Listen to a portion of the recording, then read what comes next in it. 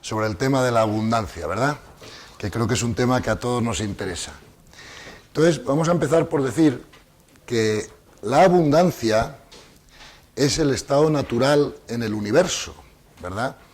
Y que por derecho natural, por ser seres humanos, pues nosotros deberíamos tener acceso a la abundancia sin ningún problema. Y cuando no es así, por alguna razón, pues tenemos que ver cuáles son las causas que puede haber para que eso no se esté manifestando, ¿verdad? Entonces, podemos empezar esta charla, esta conversación, proponiendo una fórmula matemática para vuestra reflexión, ¿verdad? Y esa fórmula matemática la acabamos de poner en la pizarra. Y no sé si se lee bien desde atrás, pero dice así. Dice, propósito correcto, más información correcta, más acción, igual a abundancia. ¿Ok? Entonces, a lo largo de este curso, vosotros habéis visto que hemos intentado presentar una realidad, ¿no?, sobre la vida, sobre el ser humano, que es un poquito diferente de la que nos había enseñado a todos nosotros la cultura, ¿no? Eso no es culpa de nadie, la cultura antes no podía ofrecer lo que no se sabía, pero hoy se sabe sobre el ser humano y sobre el universo muchas más cosas que vosotros habéis escuchado aquí a lo largo del curso, ¿verdad?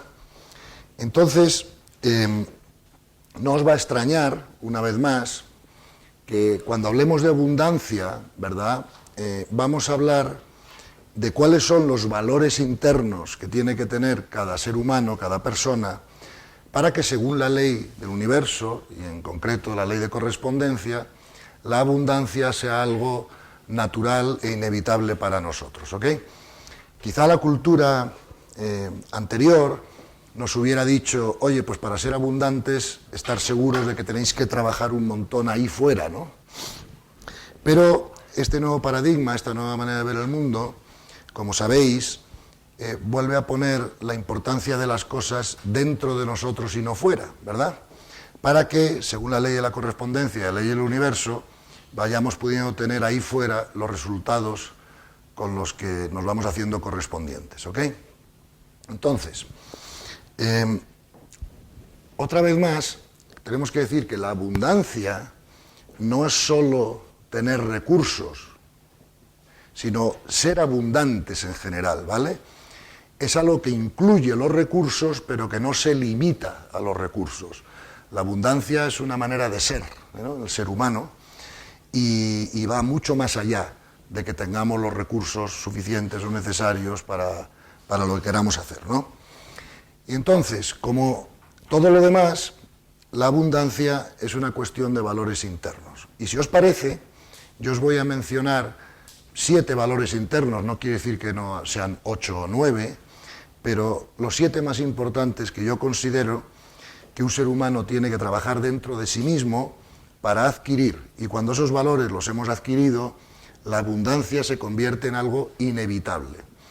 Claro, yo comprendo que normalmente cuando somos jóvenes y estamos en una clase y todos estamos interesados en ganar dinero, ¿no?, y en que nos vaya bien en la vida, estamos buscando que alguien nos dé la fórmula mágica, ¿no? Decir, mira, esto que es tan sencillo, si lo haces, pues te va a traer toda la abundancia a tu vida. Pero el que haga eso os estaría mintiendo, porque la abundancia, como todos los demás atributos y valores importantes en el universo, solo se consiguen a través de un trabajo interior, ¿verdad? Un trabajo interior que todos tenemos que hacer y que lleva un tiempo, ¿verdad?, adquirir, digamos, esas actitudes y esos valores, ¿verdad?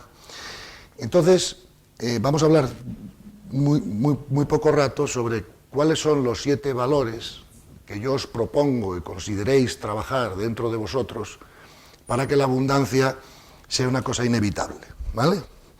Entonces, el primer valor del que vamos a hablar en este aspecto es lo que yo llamo la confianza o la confiabilidad, ¿vale? Entonces, la confianza tiene 2 aspectos, que es la confianza en nosotros mismos, que podemos llamar autovaloración, y la posibilidad que nosotros tenemos de hacernos confiables a los demás, ¿verdad? Una persona que pretenda ser abundante o tener abundancia tiene que ser una persona confiable, ¿ok? Entonces, ¿qué cosas podemos hacer para ser confiables? Pues, por ejemplo, podemos hablar de las cosas que no nos hacen confiables, para saber al menos las que tenemos que evitar, ¿no? Por ejemplo, las personalidades rígidas no son confiables porque en cuanto tengas un diferente punto de vista o una discusión o conversación o diálogo para planes, en cuanto se mueven un poco de su postura rígida, se produce alteración y eso no ayuda, ¿verdad?, a la confiabilidad.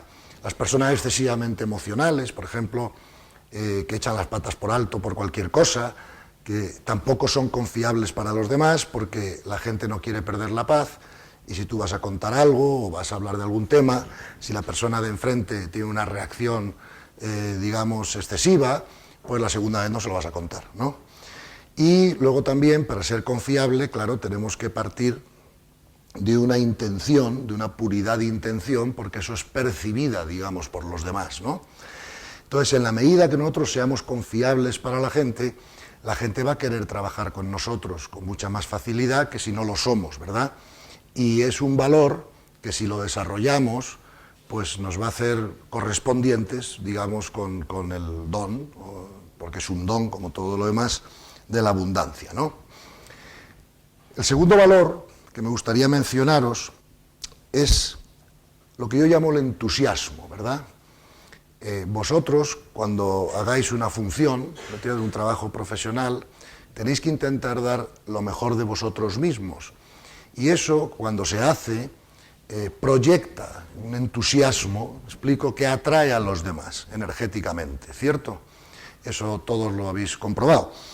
Y además el entusiasmo es un valor que hace mover la energía en una dirección, ¿verdad? Vosotros sabéis que todo lo que existe en el universo está hecho de energía más información o energía informada, y por lo tanto también habéis sabido a lo largo del curso que la energía es más contagiosa que la gripe. Luego todos vosotros sabéis que trabajar con personas que demuestran entusiasmo, que tienen una actitud entusiasta, ¿verdad?, una actitud energética alta, pues es atractivo para todo el mundo y produce en las organizaciones o en los trabajos de equipo pues la energía adecuada, ¿verdad?, que contagia a los demás para que haya una potencia, ¿verdad? Vosotros habéis visto que os ha explicado el ser humano como un carruaje, ¿verdad?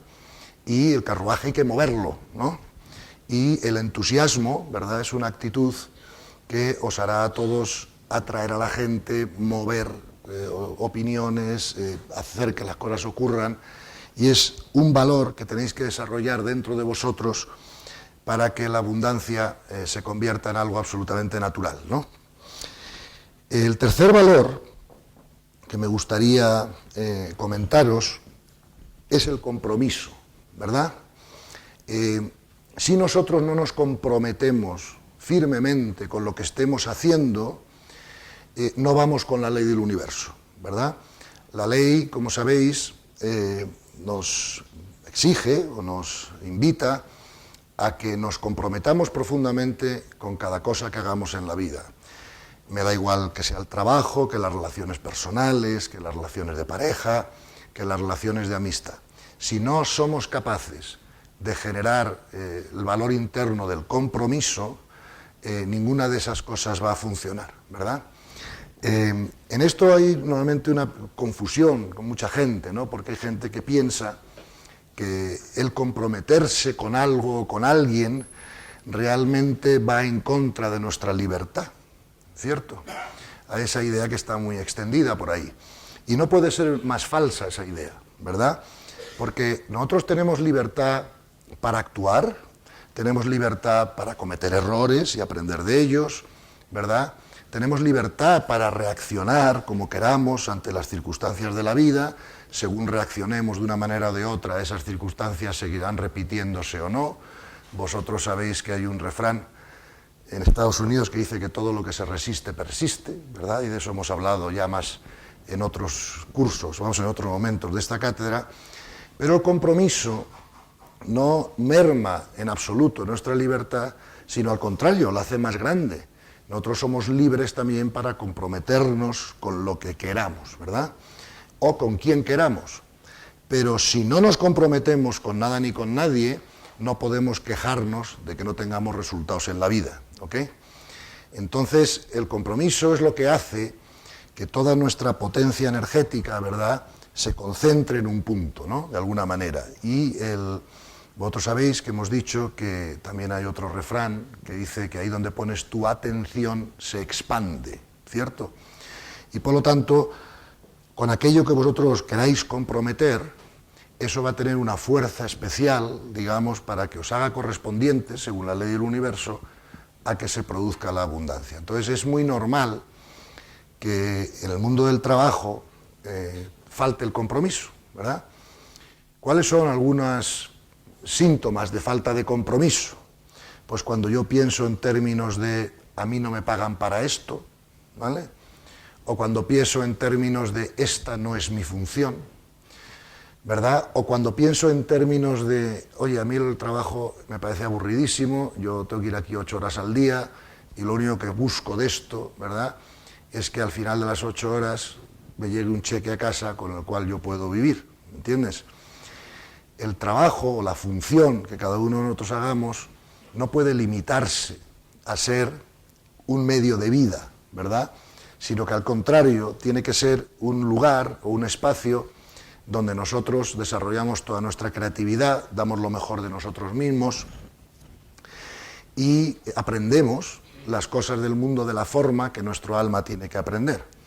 Entonces, la falta de compromiso y la falta de entusiasmo es un cáncer, ¿no?, que existe en las organizaciones y en las empresas y que contagia una energía negativa a todo el mundo, ¿no? Entonces, tenéis que reflexionar sobre ese tema, tenéis que comprender que el trabajo profesional no es solo un medio de ganaros la vida, que también lo es, sino que es mucho más que eso. Digamos, es un lugar, un sitio donde vosotros tenéis que aprender, dar lo mejor de vosotros mismos y ser felices con lo que hagáis. Y eso no va a ser posible si no os comprometéis, ¿ok? El cuarto valor que es importante generar dentro de uno para que la abundancia llegue a nuestras vidas por la ley de correspondencia es el respeto, ¿ok?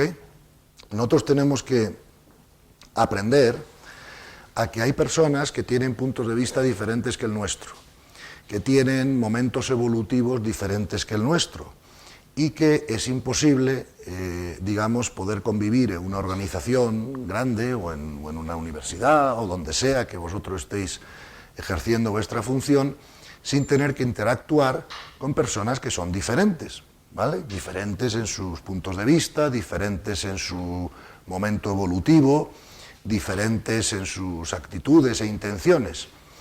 Y nosotros aprendemos a respetar a las personas cuando les otorgamos la libertad a que ellos cometan errores, igual que el universo nos ha dado libertad a nosotros para cometerlos nosotros.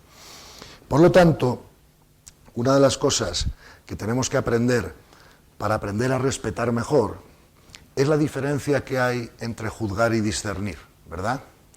Porque cuando yo juzgo a las personas, yo estoy haciendo dos cosas. En primer lugar, estoy viendo algo que no me gusta, por la razón que sea, y además le estoy añadiendo una carga emocional propia. Y eso que no me gusta me produce una emoción negativa, de cabreo, de ira, de lo que sea, de odio, de lo que sea.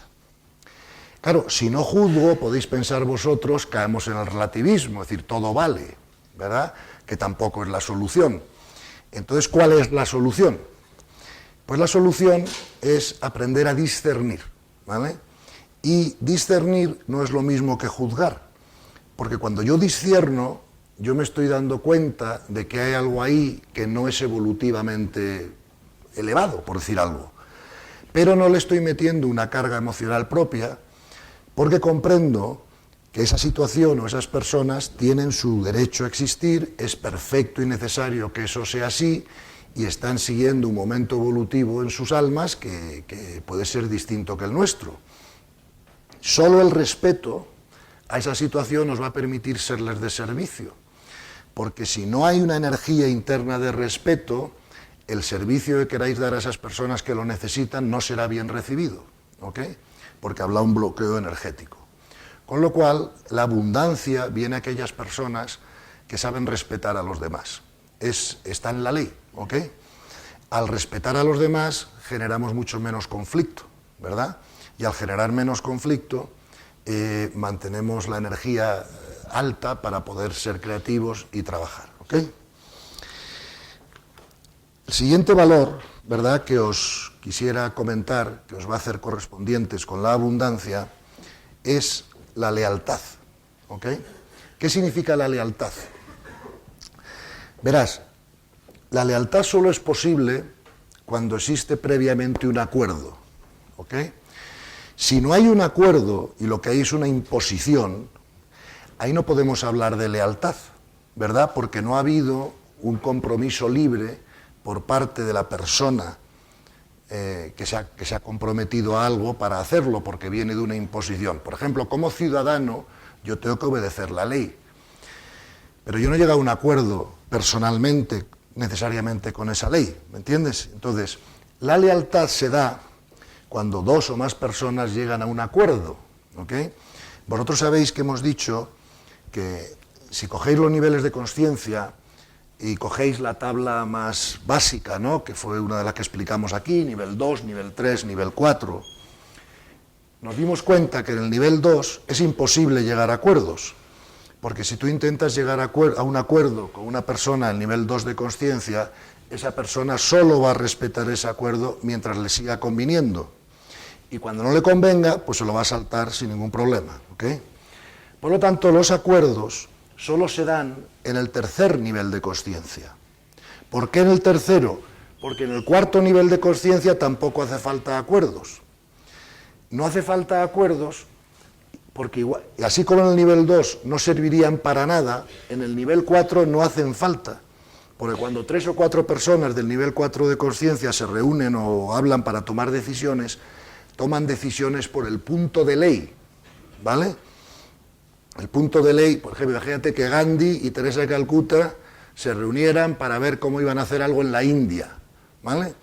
No tendrían que llegar a ningún acuerdo, porque ni Teresa de Calcuta quiere esta parte de la tarta, ni Gandhi tampoco, ¿me entiendes? Ellos quieren simplemente ser de servicio. Y por lo tanto, los acuerdos que tomen o dejen de tomar, los tomarán por lo que llamamos el punto de ley, es decir, ¿qué dice la ley del universo al respecto?, ¿no? No hay un deseo personal de ningún asunto sobre el que haya que acordar una repartición. Por lo tanto, los acuerdos son necesarios en el nivel 3 de consciencia. ¿Por qué?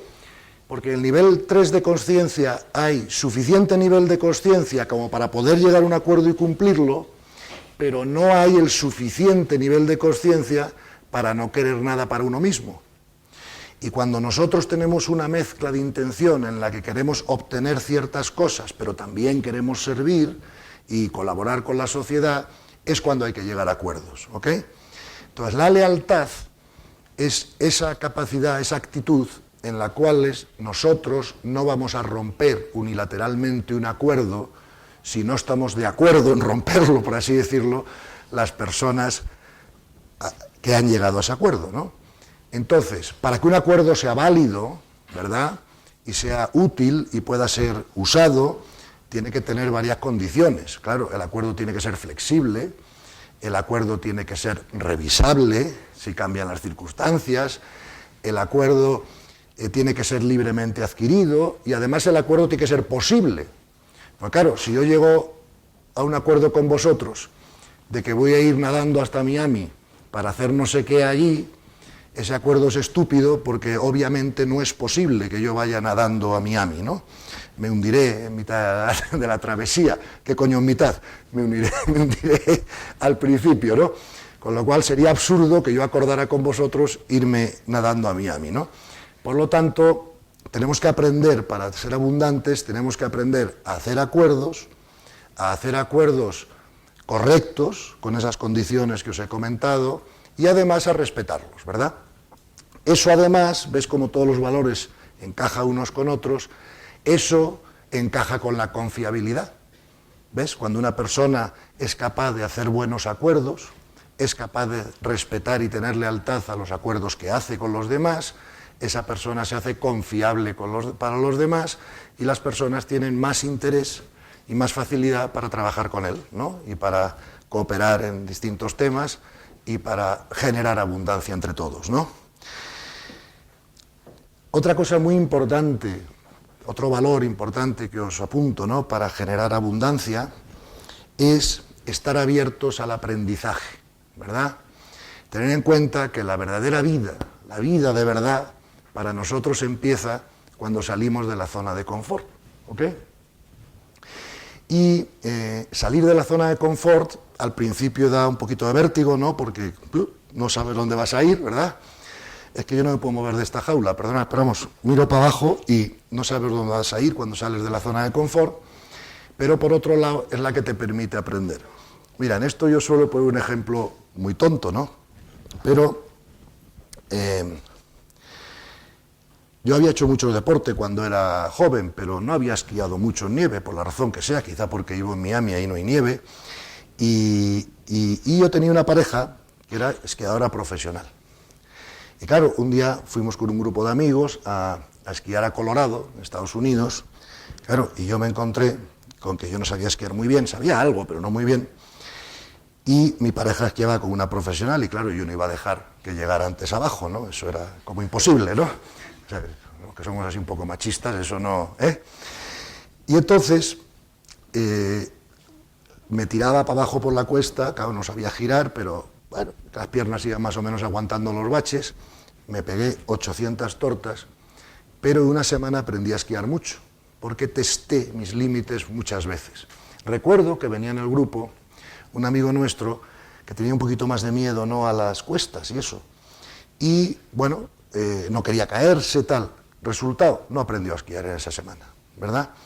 Entonces, salir de la zona de confort, ¿verdad?, y testar los límites es una cosa que nos ayuda mucho a avanzar. Y significa además una pérdida de miedos, ¿me explico? Y como os hemos explicado en este curso muchas veces, lo contrario al amor es el miedo. Y toda trascendencia de ego, que es el crecimiento personal y espiritual, supone una pérdida de los miedos. Y os hemos explicado que hay 4 miedos básicos que siempre se me olvidan, pero bueno, el miedo a la muerte, el miedo a enfrentar, el miedo a la pérdida de algo valioso, y el cuarto siempre se me olvida. ¿Por qué no? Eso. Joder, ya lo sabéis todo mejor que yo, qué gusto, ¿no?, de esta clase, ¿no? Y esos miedos los tenemos que ir perdiendo, ¿no? Y por último, os voy a mencionar el valor quizá más importante, ¿verdad?, para generar abundancia, que es nuestra capacidad de ser de servicio. Yo cada vez que hablo con alguna persona que tiene problemas con la abundancia, cuando charlamos, analizamos y vemos en profundidad, nos damos cuenta de que siempre hay una disminuida capacidad de servicio en esa persona, ¿no? Cuando nosotros generamos la actitud y la capacidad de ser de servicio, la abundancia está absolutamente garantizada por el universo. Es más, el universo nos garantiza que todos los recursos que nosotros necesitemos para ser de servicio a los demás siempre aparecerán. Fíjate que los maestros espirituales, cuando empezaban sus proyectos, sus labores de servicio, sin excepción, todos empezaban sin recursos, en la absoluta confianza de que los recursos llegarían, y nunca ha dejado de ser así. Ayer Nieves os explicaba, supongo, que muchas veces cuando estás liderando un proyecto, estás construyendo el avión mientras vuelas, ¿vale? Hay veces que si esperamos demasiado, decir, mira, yo quiero tener el avión perfecto, los motores perfectamente diseñados, las alas pintadas, y cuando ya esté todo perfecto es cuando voy a empezar, eso ya es demasiado tarde, ¿ok? Entonces, yo os garantizo que si desarrolláis en vosotros la actitud, el deseo de ser de servicio, la abundancia la vais a tener siempre garantizada, por la ley de correspondencia, si queréis llamarlo de otra manera, por la añadidura de la que hablan los textos espirituales, ¿verdad? Y eso que yo no me creía cuando era joven, porque no comprendía cómo físicamente el universo podía producir la añadidura, ahora con la física cuántica y con la nueva visión de las cosas se comprende perfectamente, ¿verdad? Por lo tanto, la capacidad de servicio, ¿verdad?, es absolutamente vital para que nosotros tengamos garantizada la abundancia. Y el servicio se puede expresar de muchas maneras. Por ejemplo, no es una actitud de servicio que tú seas el jefe o el director de algo y que no estés dispuesto a poner un café como todos los demás. El servicio es algo que es una cosa interna, ¿verdad? Y en la medida en que tú estés interesado en la mejora personal y en el servicio que puedes dar a la gente con la que colaboras, tu abundancia estará garantizada por el universo. Porque ese es el propósito del universo y el universo os muestra la ley, ¿ok? Entonces, dicho o comentado cuáles son los 7 valores más importantes que nos van a llevar a la abundancia, digamos 3 o 4 cositas más que os van a ayudar en el camino de la abundancia, o al menos yo he visto que me han ayudado a mí en mi experiencia personal a lo largo de mi desarrollo profesional, ¿no? Uno de ellos es saber que los derechos que nosotros tenemos son un resultado de nuestro compromiso más nuestra acción, ¿verdad? Si no tenemos compromiso y no tenemos acción, no generamos derechos, ¿ok? Entonces, esto es importante comprenderlo porque muchas veces la gente parte del derecho antes de estar dispuesto a tener un compromiso y a actuar. Y eso es darle la vuelta a la tortilla y no comprender bien las cosas y además bloquea la abundancia. Nosotros tendremos derechos a esto, aquello, lo más allá, cuando nos hayamos comprometido con algo y hayamos trabajado, ¿vale? Hayamos desarrollado una acción, ¿ok? Bien. Otra cosa muy importante para hacernos correspondientes con la abundancia es que respetemos la relación entre la compensación que recibimos y la generación de valor, ¿vale? Una de las leyes universales es la ley de la compensación. Todos ofrecemos algo a los demás, todos tenemos derecho a recibir una compensación por eso que ofrecemos, ¿no? Muchas veces la gente no piensa en esos términos y la gente piensa, bueno, a mí que me paguen y que yo tenga la obligación de dar un valor a cambio de eso, pues no está tan clara, ¿no? Siempre que os paguen por algo y no hayáis generado el valor correspondiente a ese pago, estáis violando la ley del universo y tendréis dificultades posteriormente con la abundancia. O sea, nunca busquéis un ingreso gratis o un cumplimiento, explico, en el trabajo, porque eso va contra la ley del universo y contra la abundancia. Más bien pensar en estos otros términos. Yo tengo derecho, por la ley del universo, a recibir una compensación por mi función, pero solo tengo ese derecho si con mi función, ¿verdad?, estoy aportando un valor proporcional o equivalente a la compensación que recibo. Para que ello sea posible, tenéis que daros cuenta que entonces tenéis que tener alguna especialización, o sea, tenéis que tener algún valor que ofrecer a la sociedad, ¿vale? Por ejemplo, un médico ha estudiado 10 años, se ha preparado, tiene un valor que ofrecer porque tiene unos conocimientos de los cuales los demás carecemos, y cuando nos ponemos enfermos o tenemos algún problema, vamos al médico, lógicamente le pagamos por su servicio porque él tiene que vivir de su trabajo, pero él tiene que darnos a cambio un consejo médico, una solución a nuestros problemas, un conocimiento que no tenemos, ¿no? Ponte el caso de los profesores o catedráticos que hay en la universidad, vosotros venís aquí, ellos os dan su conocimiento. Por ejemplo, el profesor González Blasco, ¿cuántas horas ha tenido que estudiar? ¿Cuántas oposiciones ha tenido que hacer? ¿Cuántos artículos ha tenido que escribir para poder llegar a generar unos conocimientos internos que él os transmite a vosotros y os dan valor? Porque vosotros aprendéis cosas que luego son útiles en la vida. Y por lo tanto, ahí se está respetando perfectamente la ley del universo. Tienes una persona que se ha preparado toda su vida para poder ofrecer un valor, y tenéis unos alumnos que estáis recibiendo ese valor y pagándole, como es lógico, las cantidades que sean oportunas para que él pueda vivir y cubrir sus gastos y su vida a través de ese valor que os está ofreciendo, ¿no? Lo que va absolutamente en contra de la ley son estas personas que a veces me encuentro que quieren encontrar un trabajo que les pague pero no quieren hacer nada, ¿me explico? Y no ofrecer ningún valor a cambio. Y eso no va con la ley y eso siempre bloqueará la abundancia, ¿vale? Otra cosa que es muy útil para hacernos correspondiente con la abundancia es que tengamos la intención, como yo llamo, de engrasar el universo, ¿vale? ¿Qué significa engrasar el universo? Pues mira, todos los maestros espirituales, por ejemplo Jesucristo en el Evangelio, pero otros muchos, siempre nos han hablado del diezmo, ¿no? ¿Y qué es el diezmo, no? Pues el diezmo es un porcentaje más o menos pequeño de lo que nosotros generamos, que nosotros de alguna manera tenemos que repartir, ¿verdad?, con la sociedad. Entonces, ¿qué personas se hacen no correspondientes con la abundancia? Por ejemplo, las personas que una negociación lo quieren todo para ellos y no son capaces de dejar un poquito en la mesa para los demás, no sé si me explico, ¿no? La gente que nunca da una propina a una persona que le ha hecho un buen servicio, ¿no? O que no, ¿sabes? Todo lo que sea engrasar el universo, como es lógico, va con el amor, va con la ley de solidaridad, va con la ley del universo, ¿no? Entonces, siempre, siempre, siempre, siempre en el trabajo profesional, aprender a dejaros algo en la mesa, ¿verdad? Y aunque, fíjate lo que ocurre con esto. Yo a veces, por circunstancias de la vida, he podido estar en alguna negociación donde la parte contraria estaba en una situación complicada, por 1000 razones, y podría haber apretado mucho más, por así decirlo, ¿cierto?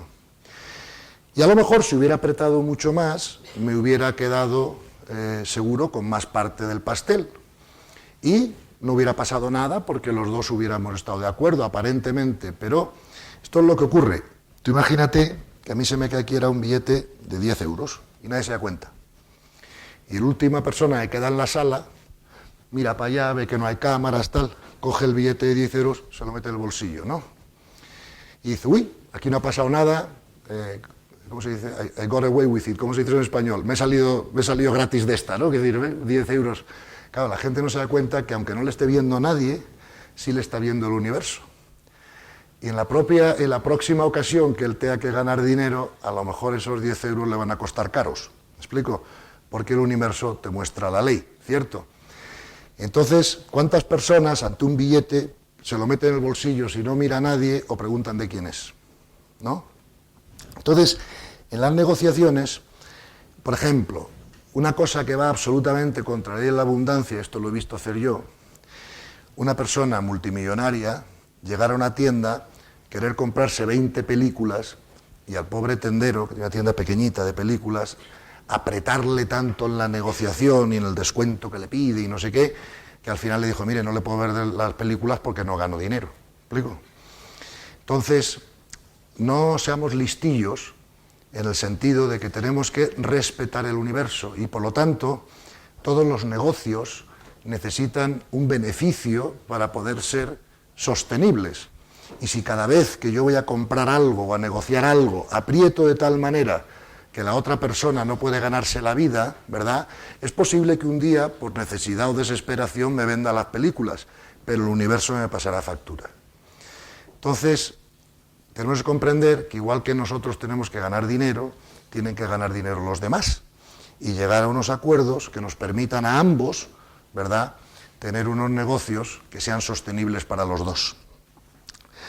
Bien, otra cosa importante es que muchas veces veo que las personas, a la hora de plantearse su relación, o sea, su actividad laboral o profesional, muchas veces solo piensan en términos de tengo que encontrar un trabajo, ¿ok? Y yo muchas veces les pregunto, oye, ¿y por qué no, además de intentar encontrar un trabajo, no pensamos en términos de inventar un trabajo? Fíjate, yo ya tengo cierta edad, llevo más de 30 años en el mundo profesional y nunca he visto que las personas que piensan en términos de encontrar un trabajo sean muy felices en su trabajo. Sin embargo, siempre he visto que las personas que han inventado un trabajo, el que sea, han sido mucho más felices con su trabajo, ¿no? Y es una idea que os dejo en la mesa, ¿no? El decir, oye, nosotros seres humanos, somos seres humanos, cuanto más alto sea nuestro nivel de conciencia, más creatividad vamos a tener, y por qué no usamos esa creatividad que viene con el alto nivel de conciencia para inventarnos trabajos en vez de encontrarlos, ¿no? Cuando sea posible.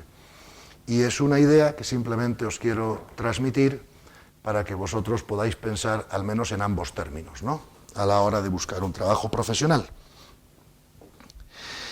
Otra cosa muy importante, claro, cuando vayamos a trabajar profesionalmente, si queremos ser abundantes, es que pensemos en una idea que yo, por llamarla de alguna manera, la llamaría idoneidad, ¿vale? Hay gente que se empeña en tener profesiones o realizar funciones para las que no es idóneo, ¿ok? Todos los seres humanos tenemos una serie de dones. Por ejemplo, en mi caso, yo tengo muy poco don para cantar, bailar, tocar el piano y esas cosas. Claro, si yo pretendiera ser cantante de ópera, la abundancia no vendría a mi vida, porque nadie estaría interesado en escucharme, y desde luego nadie pagaría una entrada por verme cantar. Seguramente hasta cambiaría el clima, y no es bueno, ¿no? Entonces, sin embargo, Mozart, desde que tenía 3 años, era capaz de tocar el piano de espaldas, ¿ok? Estaba claro que él había nacido con un don, que era musical, y lo más normal, pues es que él se dedique en su vida a desarrollar ese don, ¿no? Porque claro, imagínate, si yo hubiera querido ser cantante de ópera y no tengo ningún talento natural, pues claro, el esfuerzo que hubiera tenido que hacer, ¿verdad?, para poder cantar con mediana calidad sería tremendo, ¿no? Mientras que cada uno tenéis que saber o ver cuáles son los dones, ¿verdad?, que el universo os ha dado y dónde podéis favorecer una actividad, digamos, que sea naturalmente correspondiente con esos dones que Dios ha dado, porque los dones en la personalidad, ¿verdad?, vienen dados por la necesidad de crecimiento del alma. Y entonces hay ciertas actividades que van a ser para cada uno de nosotros mucho más correspondientes con el crecimiento de nuestra alma que otras, porque son las que hemos venido aquí a desarrollar. Y normalmente la naturaleza nos da los dones que necesitamos para desarrollar el destino y la misión que nuestro alma trae aquí, ¿verdad? Y saber cuáles son esos dones es importante, ¿no? Entonces hay gente que habla bien en público, pues pueden ser presentadores de televisión, hay gente que piensa analíticamente muy bien, pues pueden ser investigadores o intelectuales, hay gente que tiene mucha gracia, bueno, pues puede ganarse la vida contando chistes, como Chiquito de la Calzada, yo qué sé, pero cada uno tiene que usar sus dones, ¿me entiendes?, naturales, que sean más idóneos, o sea, más correspondientes con la función que cada uno hace, ¿no? Por ejemplo, si yo tengo un cierto grado de impaciencia, pues será difícil que yo sea auditor, ¿verdad? Porque para ser auditor voy a tener que estar sentado 8 horas al día o 10 horas al día viendo números. Hay gente que tiene más capacidad de paciencia, más tendencias de personalidad, ¿no? Entonces, elegir funciones que vayan más naturalmente asociadas, ¿verdad?, a vuestras tendencias de personalidad, porque podréis avanzar más en esos campos sin hacer tantos esfuerzos, ¿no? Otra cosa que tenéis que tener en cuenta a la hora de la abundancia es que muchas veces, fíjate que todos los estudiosos de esto siempre han dicho que en el trabajo profesional hay una regla que ellos llaman el 80-20, ¿no? Y es que al final solo el 20% de lo que haces en tu trabajo es verdaderamente útil para los resultados. Y acabamos haciendo el 80% de nuestra actividad en el trabajo dedicada a cosas que no son realmente necesarias para el objetivo final, ¿no? Es la famosa regla del 80-20. De hecho, hubo un libro en Estados Unidos que tuvo mucho éxito, un librito, que en inglés se decía Don't sweat the small stuff, ¿no?, que traducido al español es no sudes lo pequeño, ¿verdad? Cuando vayáis a trabajar, cada uno la función que tengáis, tenéis que tener muy claro que hay algunas actividades que son absolutamente claves para el éxito de esa función o de esa empresa o de ese proyecto que estéis haciendo y que no debéis dispersaros en prestar demasiada atención al 80% de las cosas en relación con esa actividad que no son importantes para su, digamos, su desarrollo final, ¿no? Por último, por penúltimo, ya sabéis que hemos insistido mucho en este curso que la única manera de mantener a largo plazo la creatividad es aprendiendo a evitar el conflicto interior y, por lo tanto, aprendiendo a estar en paz interior. Cuando vimos el otro día, con el triángulo que hablamos, que lo que más gasta energía, lo que más gasta nuestra energía, es el conflicto interno, ¿cierto? Entonces, para no tener tanto conflicto interno y no tener tanta angustia y estar bajo la ley del universo, tenemos que aprender a centrarnos en el proceso. Lo hemos insistido esto muchas veces. Y a dejar los resultados de nuestra acción, ¿verdad?, en manos del universo. Fíjate, en el Bhagavad Gita, que es uno de los textos, es uno de los textos espirituales más antiguos del mundo, se escribió, no sé si 3.000 o 4.000 años antes que los evangelios, ¿no?, antes que Cristo, en la batalla que sirve de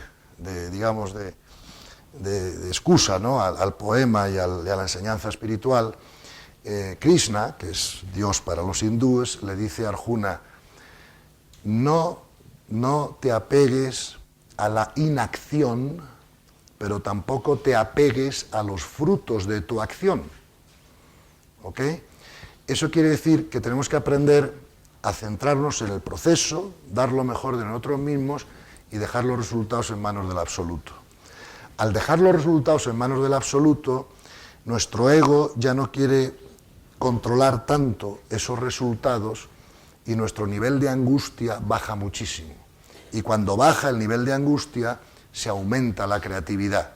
Y cuando se aumenta la creatividad, estamos mucho mejor preparados y disponibles para cualquier cosa. ¿Me explico? Tenemos que darnos cuenta también que cuando estamos haciendo un trabajo profesional, tenemos que acabar con el vicio que tenemos de centrarnos en el problema, para poder centrarnos en la solución. Estoy harto de ir a consejos de administración de muchas empresas, no mías, de terceros, donde si el consejo de administración duraba 2 horas, la gente se pasaba 1 hora 45 analizando el problema, cabreándose por el problema, discutiendo por el problema. Y ya cuando yo veía que todo estaba empezando a cansarse, les decía: bueno, ¿creéis que ya es hora de que empecemos a pensar en la solución? ¿Me explico? O sea, quitaros la costumbre de fijar la energía y la potencia personal en los problemas para ver cómo podemos dedicarle más creatividad y más energía a las soluciones de los problemas. Porque lo que pasa en los colegios de administración es que siempre que hay un problema hay que buscar un culpable, hay que buscar una causa, hay que buscar un montón de cosas que no son útiles. Lo importante es cuál es la solución, ¿verdad? El problema ya pasó. Ahora mismo solo puedo influenciar el futuro, ¿no? Y para eso tengo que acostumbrar a mi mente, ¿verdad?, a tener la actitud de pensar en soluciones y no de gastar energía en problemas, ¿cierto? Tenéis que saber que las empresas, esto es una idea, por ejemplo, las empresas y los grupos y las organizaciones son como un iceberg, ¿ok? ¿Qué pasa con los icebergs? En los icebergs pasa que si aquí está el mar, ¿verdad?, el 90% del iceberg está por debajo del agua y no se ve. Y lo único que nosotros vemos del iceberg es el 10% que está por encima del agua. Os asombraríais que si vais al consejo de administración de cualquier gran empresa multinacional o lo que sea, toda la discusión, absolutamente toda la discusión, está centrada en este 10% que se ve. Y entonces vienen los auditores, y entonces vienen los consultores, y entonces vienen los asesores, y los planes de marketing, y los planes de relación de personal, y todo esto está basado en este 10% que se ve. Pero nadie se está ocupando del 90% que no se ve. Y resulta que cuando pretendes que este organización, empresa, lo que sea, tenga resultados, los resultados van a ser mucho más influenciados por este 90% que no se ve y del que nadie se ocupa, que por este 10% que sí se ve y del que se ocupa todo el mundo. Es asombroso, pero es así. ¿Qué estamos intentando hacer, ¿no?, para que esto cambie? Pues, por ejemplo, una idea que se está barajando hoy muchísimo, ¿no?, en el mundo de las multinacionales modernas, en el mundo de, digamos, de las grandes empresas tecnológicas, es tener lo que se llama, en inglés, un spiritual, o si quieres, consciousness officer. O sea, una persona cuyo trabajo en la empresa es asegurarse que este 90% que está debajo del agua va progresando. Este 90% es el nivel de conciencia de las personas que trabajan en esa organización, de una manera o de otra, sea una organización empresarial, sea una organización sin ánimo de lucro, sea una cátedra, ¿me explico? Este 90% no se ve, pero este 90% determina absolutamente este 10%. Fíjate, por ejemplo, cuando yo empecé a trabajar en Estados Unidos, yo monté mi propia empresa, cuando iba a fichar gente, yo hacía lo que hacían todos los demás, que es, a ver, currículums, este es máster en Harvard, este en Stanford, este tiene tal título, este tal, pues a este le ficho porque este es competente, no sé qué. Resultado, acabé fichando a algunas personas muy brillantes, pero que destrozaban la empresa. ¿Por qué? Porque eran muy brillantes en este 10% de arriba del agua, pero cuando ibas a trabajar con ellas, todo era un problema, un follón, siempre estaban comparando con los demás, no eran capaces de hacer el más mínimo acto de servicio por nadie en la empresa, no creaban buen ambiente, buena energía, y era un desastre. Entonces, con el paso del tiempo, cuando aprendí alguna de estas ideas, cambié mi manera de seleccionar personal. Y entonces dije, mira, si no tiene un título en Harvard, no importa, ya lo tendrá o ya se lo pagaré yo, o ya le enseñaré lo que tenga que enseñarle, pero yo ficho solo gente de alto nivel de conciencia. Estén más o menos preparados técnicamente, pero sobre todo, si no hay un alto nivel de conciencia, en mi empresa no entra. ¿Por qué? Porque yo en mi empresa, además de ganar dinero, quiero ser feliz. Quiero que las personas se desarrollen. Quiero que las personas tengan en su trabajo mucho más que simplemente un sueldo o un ganar dinero. Y las personas de bajo nivel de conciencia no me van a ayudar a ese propósito. Y por lo tanto cambié totalmente mis criterios de selección, ¿verdad? Como ahora los niveles de conciencia se pueden medir, pues claro, lo tenemos claro, ¿no? ¿Por qué digo lo del el ejecutivo espiritual o el ejecutivo de conciencia? Mira, cuando yo cuando decidí retirarme del mundo profesional y quise ya dejar de ganar dinero y dedicarme a intentar ser de servicio con estas ideas y explicarlas y tal, lo más fácil para mí fue vender mis empresas, fue salirme de lo que yo directamente estaba haciendo, y lo más difícil fue salirme de consejos de administración de terceras empresas. Me decían, es que si no vienes al consejo, la gente se pelea, ¿ok? O no se toman decisiones, o lo que sea, ¿no? Entonces, una de las cosas que estamos proponiendo a las grandes empresas es que en su consejo de administración tengan a una Teresa de Calcuta. No exactamente a Teresa de Calcuta, ¿me entiendes? Porque, pero una persona de ese tipo. Porque, aunque esa persona no sepa absolutamente nada del negocio, ni le interese nada el negocio, ni esté ahí por dinero, en presencia de esa persona, por su energía, que todo contagia, todas las discusiones entre los demás mejoran. ¿Me explico? Se producen menos conflictos empresariales, a la gente le da vergüenza hacer el estúpido, claro, porque se dan cuenta que el otro lo va a reconocer, ¿no? ¿Entiendes? Y todos los procesos funcionan mucho mejor. Y estamos intentando poner de moda esta idea de decir que toda empresa tiene que tener un puesto alto ejecutivo cuya función sea velar por el nivel de conciencia y por la falta de conflictos y por la formación adecuada de los trabajadores de esa empresa. ¿Entiendes? Por último, aunque lo que queremos es, como es el último día de curso, queremos que haya, si queréis vosotros, claro, pero que querríamos que hubiera un diálogo final, que podéis preguntar de esto o de cualquier otra cosa, para lo cual todo el panel del curso, ¿me entiendes?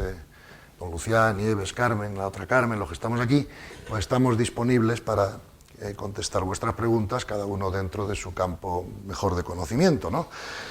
Pero antes de eso, el último consejo o el último comentario que me gustaría haceros acerca de la abundancia es que aprendáis a desarrollar la intuición, ¿ok?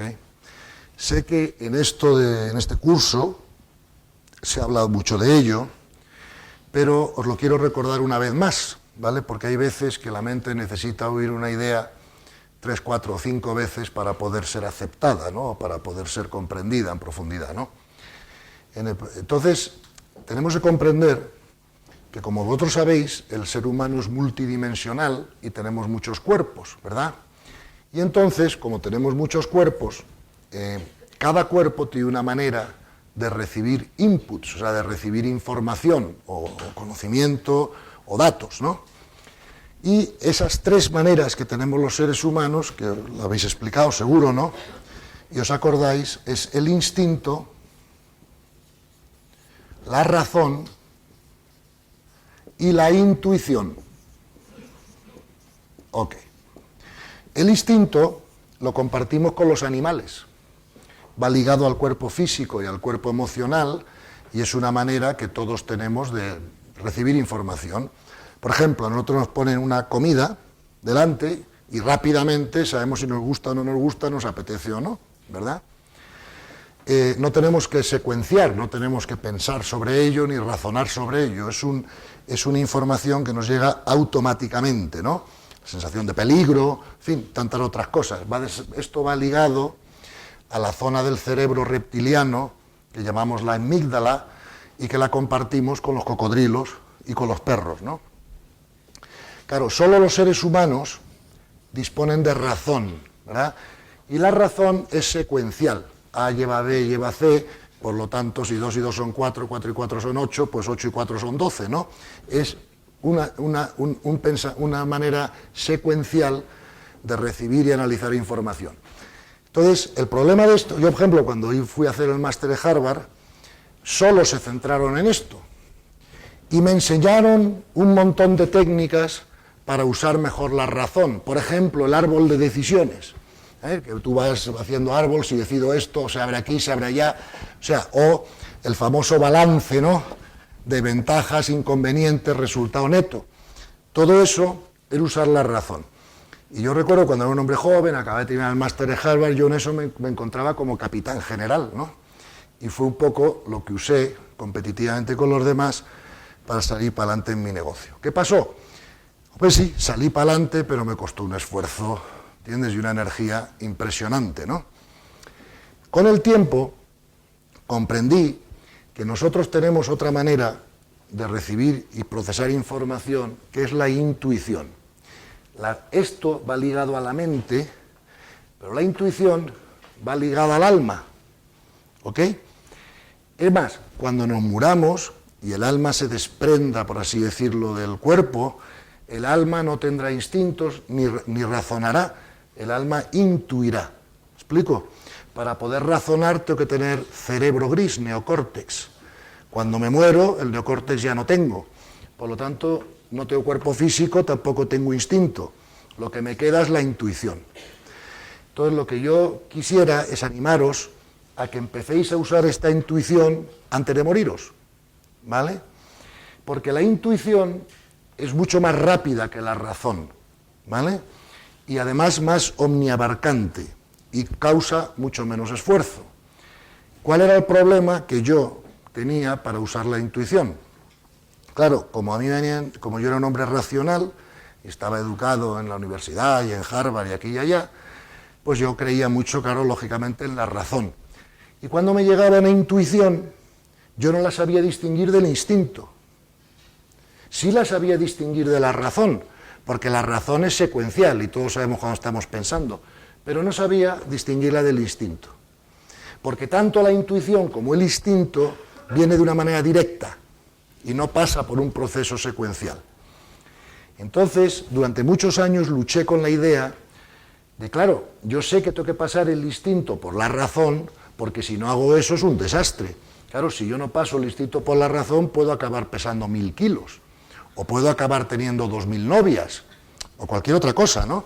Luego, siempre nos han enseñado, claro, que es mejor vivir la vida desde la razón que desde el instinto, es lo que nos distingue de los animales, y hasta ahí estamos todos de acuerdo.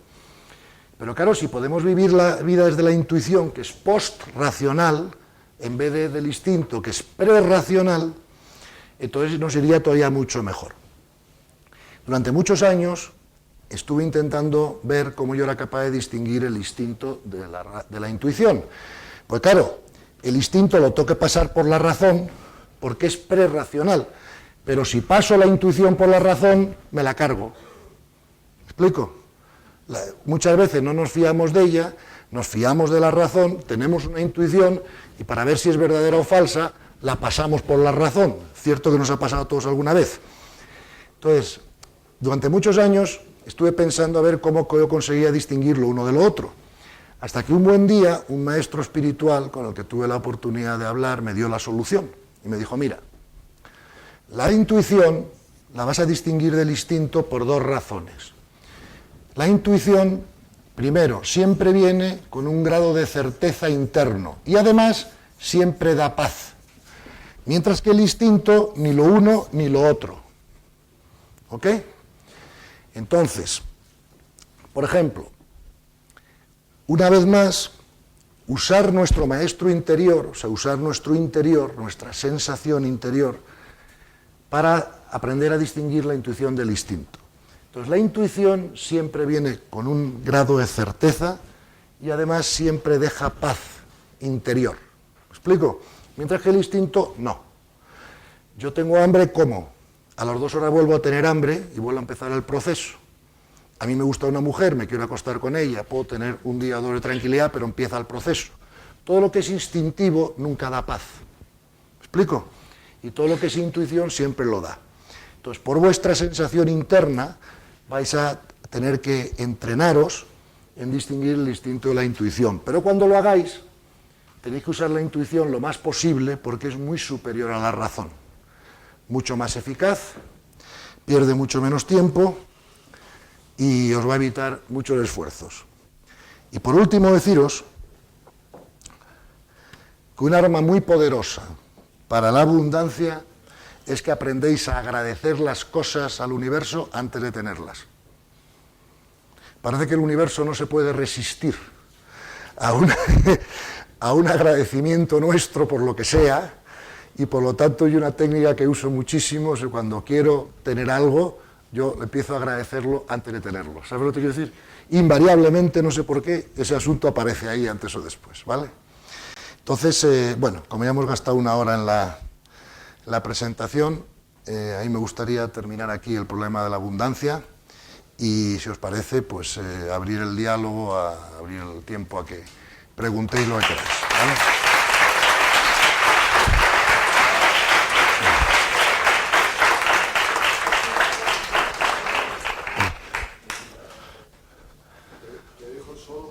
No, subiros.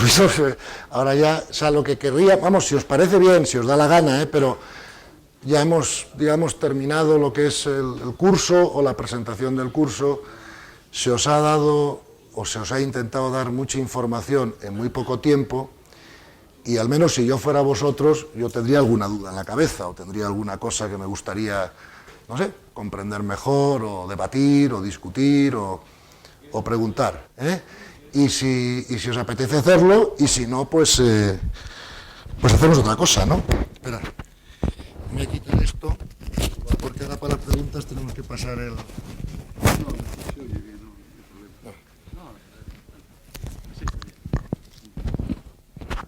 Mientras hablabas, Gonzalo, que felicidades porque me parece que ha sido una charla magistral.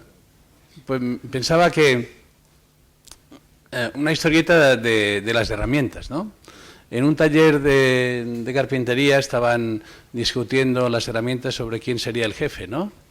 Y querían desbancar al martillo porque era demasiado contundente y se ofreció la sierra para ser la jefe y dijeron, tú no, porque pegas cada golpe que nos dejas a todos pues mancos y mutilados, ¿no? Y luego se ofreció la lima. Dices, pero si tú no eres nada tierna, tú eres pues arisca y nos haces daño. Y luego se ofreció el tirabuzón, y entonces dijeron, no, tú das tantas vueltas que nos mareas a todos, no eres claro, no eres sencillo, no eres no sé qué, ¿no? Y así fueron discutiendo con otras herramientas que me salto, ¿no? Total, que llegó el carpintero y cogió el martillo, cogió los clavos, cogió la sierra, cogió la lima y usando lo que llamaban defectos ellos, que les imposibilitaba para la convivencia, para un trabajo en equipo, supo transformar aquellas cualidades en hacer una silla impresionante, una obra de arte, ¿no? Bien, esto une un poco lo que estás diciendo, la abundancia, a un liderazgo que es un poco transformar una caja de grillos en un equipo, es decir, bien, es la idea que se me ocurría, una de las ideas para que comentaras si quieres. Gracias, Lucía. Bueno, efectivamente, eso es así. Es un punto que me parece muy bueno para añadir a la exposición que habíamos hecho, ¿no? Y efectivamente, ¿no? Otra vez más, esto depende del nivel de consciencia, ¿no? O sea, los niveles de consciencia más bajos tienden a ser más individualistas, más separatistas, más competitivos, más egoístas, es parte del territorio, ¿no? Y don Luciano lo explicaba muy bien con este ejemplo, que es bonito, ¿no? De las herramientas, ¿no? Estaba cada una fijándose en el defecto de la otra, ¿verdad? Y no eran capaces de ponerse de acuerdo para ser complementarios, ¿cierto? Entonces, es verdad que en las organizaciones o en el trabajo, en las empresas, aunque sea tu propia empresa, siempre vas a tener que trabajar con alguien o en equipo, porque a no ser que la empresa sea muy, muy pequeña, siempre habla más de un empleado, ¿no? Y entonces, claro, una vez más, el alto nivel de consciencia es lo que nos va a permitir pues sacar lo mejor de cada uno. Fíjate, nosotros cuando estábamos preparando este curso, ¿no?, a través de la cátedra, pues aquí ha habido muchas personas, ¿verdad?, que han venido a aportar pues el poco o mucho conocimiento que tuvieran de estas cosas. Pero lo que no ha habido en absoluto es ninguna persona que haya estado preocupada de, oye, pues yo he hablado 1 hora, pero yo 10 minutos, pero yo quiero este tema y tú el otro y tal. No, simplemente ha habido un gran fluir en decir, mira, yo he estudiado más este tema, tú has estudiado más el otro, parece que tienes más habilidad para esto, el otro para lo otro, y ha sido un trabajo de equipo estupendo, en el que no ha habido desgaste, en el que no ha habido discusión, en el que todo ha sido decidido por consenso, ¿no? Claro, si os acordáis de los distintos niveles de consciencia, veíamos que en el nivel 3 las cosas se votaban, ¿verdad?, y en el nivel 4 las cosas se consensuaban, ¿no? Entonces, por ejemplo, una cosa es que yo nunca he permitido en los consejos de administración, al menos de mis propias empresas, ¿no?, donde yo podía tener más capacidad de influencia, yo jamás he permitido que se vote ninguna decisión. O se tomaba por unanimidad en el Consejo o no había nada que hacer. Ahí no nos levantábamos hasta que no hubiera unanimidad. ¿Por qué? Porque, claro, a partir de que se toma una decisión en la empresa, yo lo que quiero es que todo el mundo se comprometa con ella, ¿verdad? Y entonces es más difícil que la gente que ha votado en contra se comprometa con una cosa que la gente que ha votado a favor. Por otro lado, las decisiones que debemos de tomar son las decisiones que tienen más sentido común, que son más apropiadas, ¿me explico? Y para eso está el diálogo, ¿me explico? Para sopesarlas, para ver los puntos de vista de cada uno, pero al final no había votación, había consenso, ¿no? Entonces, tenéis que acostumbraros a trabajar en esa dirección, ¿cierto? Siempre que hay un grupo de gente trabajando en común en un proyecto, tenéis que intentar que 2 más 2 no sean 4, como decía don Lucía, sino que 2 más 2 sean 6. ¿Me explico? Fíjate que además todos los maestros espirituales siempre han dicho eso. Han dicho, cuando 2 o más se juntan por un propósito, ese propósito se potencia. Claro, ahora que comprendemos la nueva realidad del universo, sabemos por qué. Pues claro, si teníamos una visión clásica del universo, ofrecida por la física clásica, donde todos somos objetos separados unos de otros y suspendidos en el espacio, parece más difícil comprender que el universo vaya a premiar la cooperación, ¿no? Pero claro, si somos lo que nos dice la ciencia moderna, en el fondo todos interconectados, todos uno al final, claro, es lógico pensar que el universo premie la cooperación, ¿no? Con energía, con mejores resultados, ¿no? Y entonces, ese saber trabajar en equipo, al que se refería don Lucía, es absolutamente importantísimo para la abundancia, ¿no? Porque si nos estamos fijando siempre en lo que las carencias, los defectos de los demás, en vez de fijarnos cuáles son sus dones, sus posibilidades, sus atributos para poderlas usar en conjunto, pues otra manera muy diferente de ver la vida, ¿no? Y me parece importante el punto que has apuntado, ¿no? A ver, ¿alguna pregunta más? Sí, dime.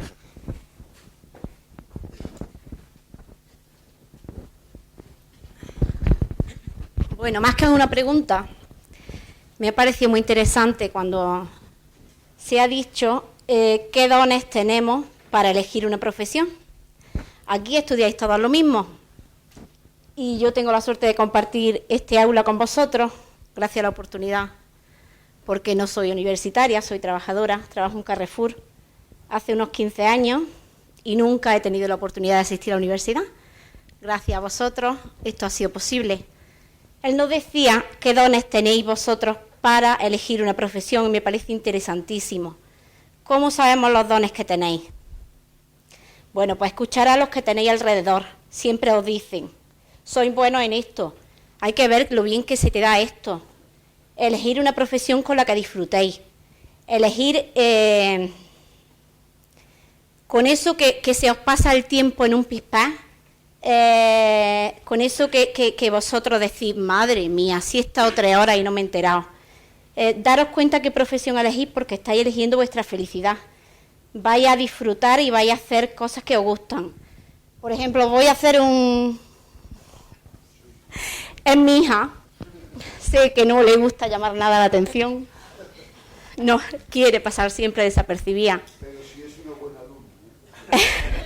Gracias. Ella estudió económica, yo no comprendía, yo decía económicas, qué profesión más aburrida. Y dije, bueno, estupendo. Pero su don es cantar. Canta, que es una delicia. Y yo decía que tendrá que ver esta niña, el don que le ha dado Dios, con la profesión que ella está, con los estudios que está haciendo. Y digo, no entendía yo, porque yo ya llevo viendo esto como unos 10 años. Ya llego investigando muy poquito a poco, por el trabajo, por la familia, pero muy poquito a poco, pero ahí voy, ¿no? Y yo decía, ¿qué tenía esta niña, qué tiene que ver su don con que canta y aparte tiene un carácter, es dulce, es una maravilla de niña? ¿Qué tiene que ver con los bancos? Efectivamente, ha trabajado un mes en un hotel y ha dicho, mamá, no soporto estar encerrada en un sitio un mes seguido. Digo, creo que yo ya lo sabía. Y luego me ha dicho, dice, mamá, lo mismo monto una empresa de eventos, de cantar, de bailar. Y digo, vale, gracias universo por decirme por dónde va el camino. Yo creo que vais. Así que de verdad vosotros aprovechar vuestros dones que tenéis muchas posibilidades. Escucharos, escuchar a los amigos, escuchar a familiares y escuchar vuestro corazón por dónde vais.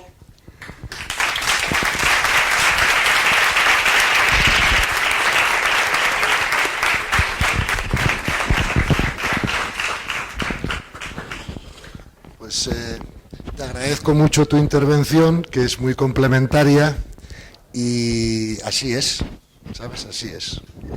Ten en cuenta que al final cualquier actividad profesional que realicéis os va a llevar un número de horas a la semana importante, porque primero tenéis que haceros competentes en ella, luego tenéis que desarrollarla, y al final, como bien decías tú, pasar 10, 8, 9, 12 horas al día en algo que no te ilusiona, que no te...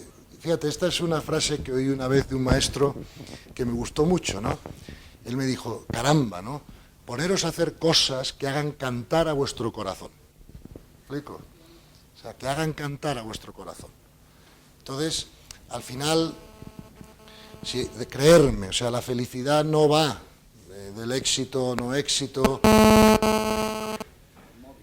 Al móvil. Lo he apagado. No sé qué pasa. Nadie puede comer 12 veces al día, ¿me explico? Ni hace falta tener 16 coches, con uno bueno basta, ¿no? En fin, la felicidad es una actitud interna y se da cuando todo en vuestra vida está alineado, ¿verdad? Y una de las cosas a alinear es precisamente a lo que tú te referías, ¿no? Llega un momento que yo os puedo asegurar que estar 8, 9, 10 horas al día haciendo algo que no hace cantar a tu corazón es agotador, ¿vale? Entonces mirar a ver qué os gusta, qué os ilusiona, y tú desde luego dedícate a cantar o a montar eventos artísticos o lo que sea. Y si estudias economía, además, no pasa nada, te servirá para gestionar mejor lo que ganes cantando. Bien, ¿otra pregunta? Sí.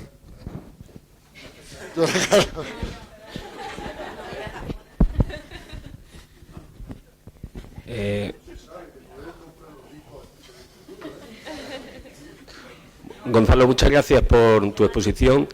En tu exposición he escuchado que tenemos que salir de nuestra zona de confort. Yo veo que estamos muy empeñados, ¿no? Los psicólogos, los padres, las tardes, de salir de la zona de confort, pero a veces en la zona de confort hemos encontrado nuestra paz interior, ¿no? Cuando encontramos nuestra paz interior en esa zona de confort, ¿qué propones? ¿Que tenemos que seguir saliendo o qué, no?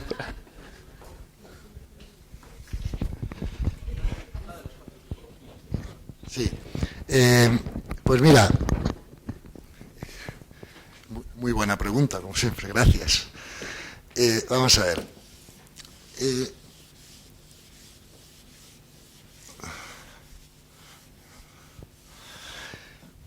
Yo creo que en la contestación a tu pregunta tenemos que hacer primero una aclaración semántica, ¿no? Porque cuando hablamos, mira, por ejemplo, cuando yo pronuncio la palabra alma, hay mucha gente que entiende cosas diferentes por la palabra alma, ¿no? De la misma manera, cuando pronuncio la palabra paz, ¿verdad? Podemos entender muchas cosas diferentes sobre la paz, ¿no? Hay una paz que yo diría que es paz con minúscula, ¿verdad? Que es una paz que nosotros generamos dentro de nosotros, precisamente cuando ocurre lo que tú has dicho muy bien, cuando nos encontramos dentro de nuestra zona de confort, cuando las cosas de fuera de nuestra vida están yendo de una manera cómoda o a nuestro gusto durante un periodo de tiempo, ¿no? Fíjate que yo esto, más que llamarlo paz, por distinguirlo de la verdadera paz, lo llamo satisfacción. ¿Ok? Y entonces digamos, hombre, yo mientras estoy en la zona de confort, mientras estoy con unas circunstancias externas que más o menos son agradables o de mi gusto, pues estoy, digamos, satisfecho, ¿verdad? Por definirlo de esa manera. Pero claro, la paz a la que yo me refiero cuando estamos hablando de la paz es una paz con mayúscula, ¿vale? Y esta paz con mayúscula, ¿verdad?, es una paz invulnerable, totalmente independiente de las circunstancias externas, ¿vale? Es una paz que viene de mi comprensión de cómo es el universo y de por quién soy yo y para qué estoy aquí. Es una paz que viene de que yo he aprendido a comprender que todo lo que ocurre es perfecto y necesario para el crecimiento de mi alma o no ocurriría, sea más o menos agradable o desagradable a mi ego, ¿no? Entonces, ¿qué pasa? Si yo estoy en esta zona de paz, satisfacción y confort, el problema que tengo es que la vida cambia. Y a lo mejor, cuando cambien estas condiciones o circunstancias, ya no estoy tan satisfecho, ¿ok? Con lo cual, para alcanzar esta paz con mayúsculas, hay que aprender a salir de la zona de confort, aunque solo sea virtualmente. ¿Me explico? Porque esta paz solo se consigue con el aumento del nivel de conciencia y, por lo tanto, con el aumento de la comprensión. ¿Ok? Entonces, tienes toda la razón que mantenernos en nuestra zona de confort mientras las circunstancias externas no varíen mucho nos puede llevar a una paz con minúscula o satisfacción. Pero como nosotros estamos en búsqueda de graduarnos del colegio, tenemos que ir a buscar la paz con mayúscula. Y para eso sí tenemos que salirnos de la zona de confort porque tenemos que aprender, ¿ok? Tenemos que crecer, tenemos que aumentar nuestra comprensión, ¿vale? Tenemos que ir a buscar esos famosos 3 ceros y 2 cienes que tanto os han explicado en este curso, ¿ok? Y por lo tanto, esto, como mucho, solo puede ser temporal o pasajero, mientras que esto es permanente, ¿ok? Cuando pensemos también en la idoneidad, me apuntaba don Lucía que os comentara esto, mira, cuando yo estaba en Harvard, hicieron un estudio psicológico de la gente, ¿no? Y entonces intentaron hacer como un mapa de tendencias de personalidad, ¿ok? Entonces, dividieron las personalidades de la gente en 4 tipos. Lo podían haber hecho en 8 o en 14.000, pero lo dividieron en 4, ¿vale? Y eran la personalidad tipo A, tipo B, tipo C y tipo D, muy rápidamente. La A, la personalidad del empresario, del que quiere hacer las cosas a su manera, del que no necesita un libro de instrucciones, del que tiene una opinión y la sigue y se fía de ella. Y es gente que tiene cierta facilidad, ¿verdad?, para la preparación técnica. Luego está la personalidad tipo B. La personalidad tipo B es más bien la de las personas que trabajan a través de sus relaciones sociales, que se hacen una red de contactos, que se apoyan en unos y en otros para conseguir sus objetivos. Por ejemplo, aquí podrían estar los políticos, ¿vale? Son gente que tiende a ser muy simpática, siempre, ¿sabes?, está dispuesta a charlar con el que sea, tiene una buena agenda de contactos, felicita a todo el mundo por su cumpleaños, en fin, ese tipo de cosas, ¿no? Mantiene su red de contactos sociales y suelen tener más dificultad para la preparación técnica, porque su don está más bien en las relaciones sociales y en las relaciones con otras personas. Luego tenemos las personas tipo C, que son personas que tienen una personalidad muy constante, paciente, ¿me entiendes? Es un poco como los motores diésel, ¿vale? No son tan torrepris como la gasolina, pero duran más kilómetros, ¿no? Los chinos, por ejemplo, o los contables, los auditores, ¿explico? Gente que es capaz de prestar atención durante un periodo de tiempo prolongado a detalles, ¿vale? Y luego está la personalidad D, que es una personalidad que necesita trabajar, como se dice en inglés, más by the book, que significa pues usando los manuales, conformándose a una serie de prácticas establecidas, a unas reglas concretas. Digamos, aquí estarían, por ejemplo, los japoneses, ¿vale? O los militares, por poner un ejemplo, ¿no? Entonces, fíjate la diferencia. Imagínate que yo soy un señor que estoy en una empresa y de repente me encargan ir a montar una sucursal nueva a otro país, ¿ok? Y entonces dice, oh, tienes que ir a Argentina o tienes que ir a China y montar una sucursal de esta empresa allí. Esto es cómo va a reaccionar cada uno de estas personalidades.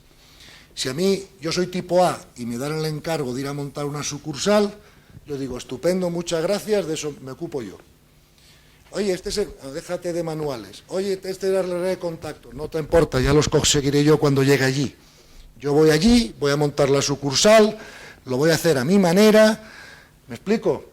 Y no necesito ni manuales, ni red de contactos, ni nada, porque eso ya lo genero yo. Si soy del tipo B, le diré al jefe de la empresa, estupendo, estupendo, yo me voy a Argentina a montar la sucursal, pero dime ya de entrada qué contactos podemos tener allí, qué personas conocemos, en quién me voy a apoyar, con quién voy a trabajar, ¿vale? Y si soy del tipo D, le diré, oye, sí, yo voy a Argentina, monto la sucursal, pero por favor, dame el manual de procedimiento, qué se espera de mí, cuáles son las decisiones que puedo tomar y no tomar, ¿me explico? ¿Hasta dónde llega mi autoridad? ¿Me explico? Cada tipo de personalidad reaccionará de manera diferente a ese encargo, ¿no?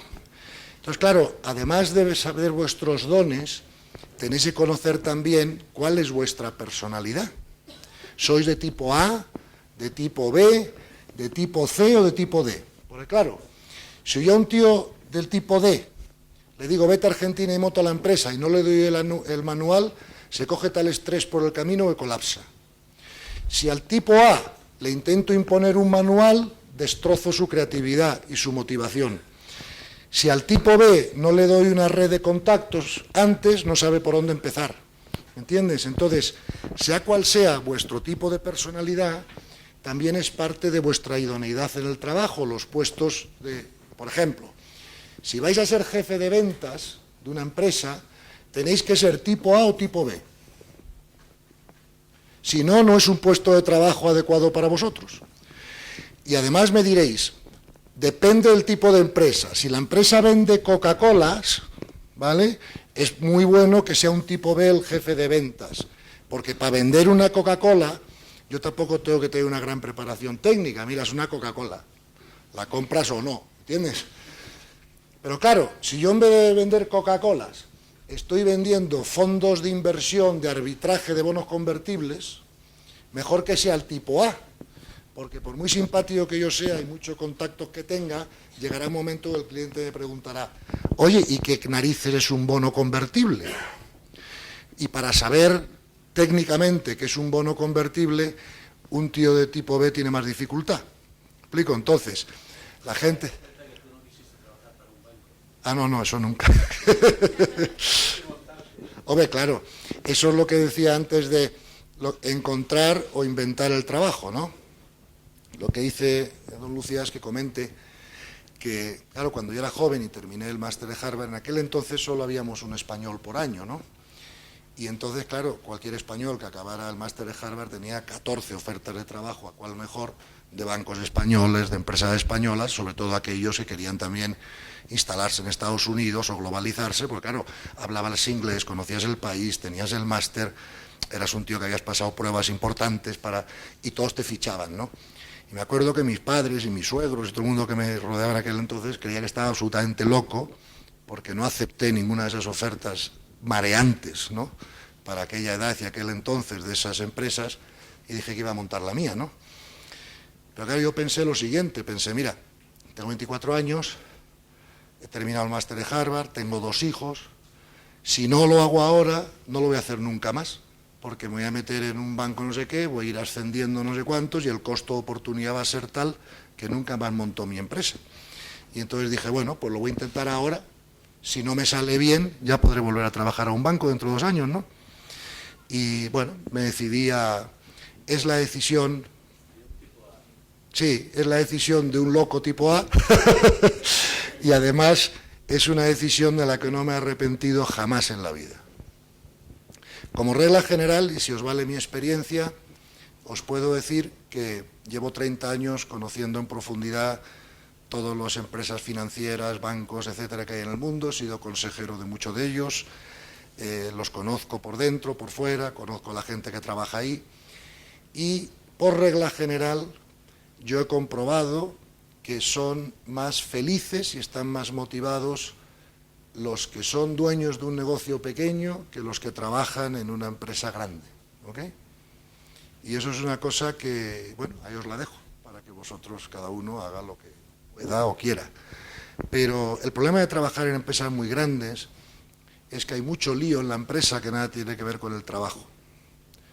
Política, puñaladas, follones, y eso te quita mucha energía, no te deja soltar los miedos, tienes que estar protegiéndote de todo en todo momento.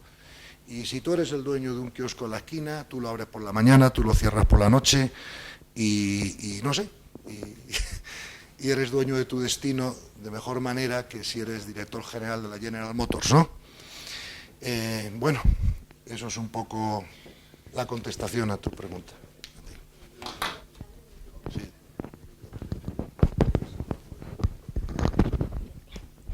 Bueno, pues yo te quiero hacer una pregunta porque yo no he estado trabajando en tantos bancos y en tantas empresas como tú. He tenido la suerte de que nunca me ha faltado el trabajo y he tenido la suerte de trabajar en sitios donde, bueno, ha habido siempre un buen ambiente, pero, bueno, las circunstancias de la vida me ha llevado a terminar trabajando con un equipazo que todos conocéis, mis grandes compañeras las Cármenes, como yo las llamo, a Yusia, Juan y Gonzalo. Y bueno, pues es verdad que nunca hemos tenido lo que has dicho, ¿no? Que discutir nada, siempre se ha decidido todo por acuerdo y bueno, creo que el resultado es evidente que estamos a gusto y felices, ¿no? Pero bueno, muchas veces tener la suerte de trabajar en un equipo tan bueno no la tiene todo el mundo. Entonces tú has hablado ahí de niveles, de que bueno, que a partir del nivel 3 pues se podían llegar a acuerdos y demás, pero no todos los miembros de un equipo, muchas veces que más que un equipo son un grupo, como ayer estuvimos hablando, hay gente de nivel 2.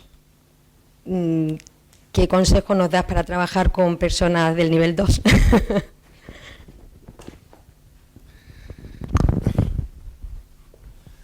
Vamos a ver, el consejo que os doy para trabajar con personas del nivel 2 es que lo evitéis a toda costa. En la vida,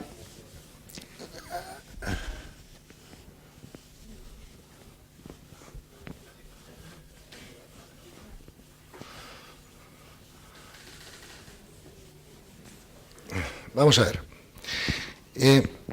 hemos dicho muchas veces que el alma, cuando viene a esta existencia, trae un destino, ¿verdad?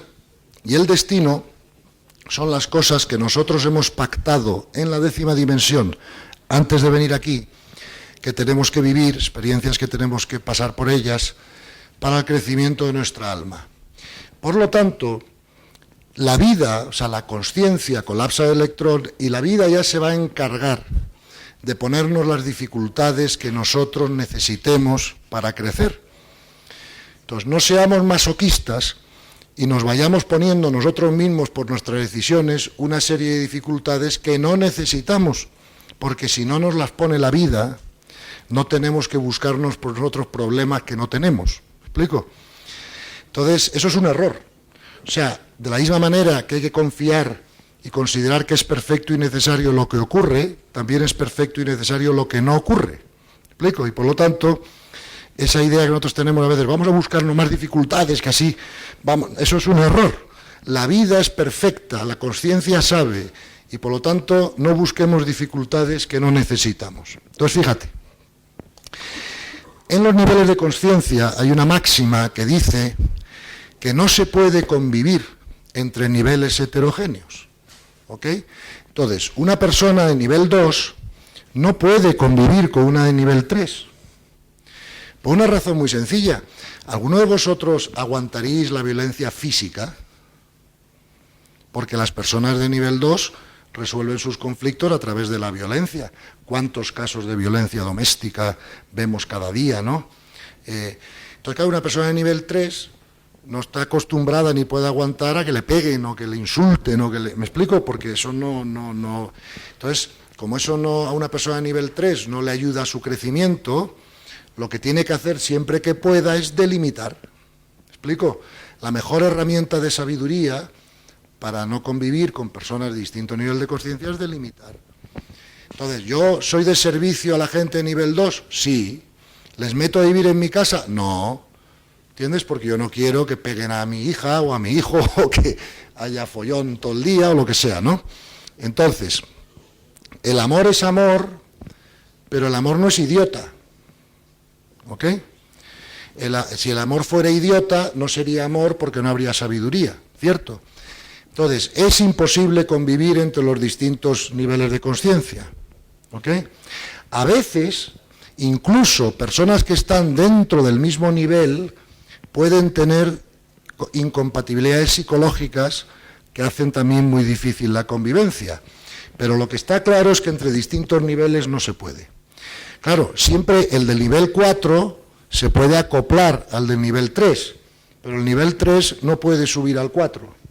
El del 3 se puede acoplar al 2, pero el 2 no puede subir al 3.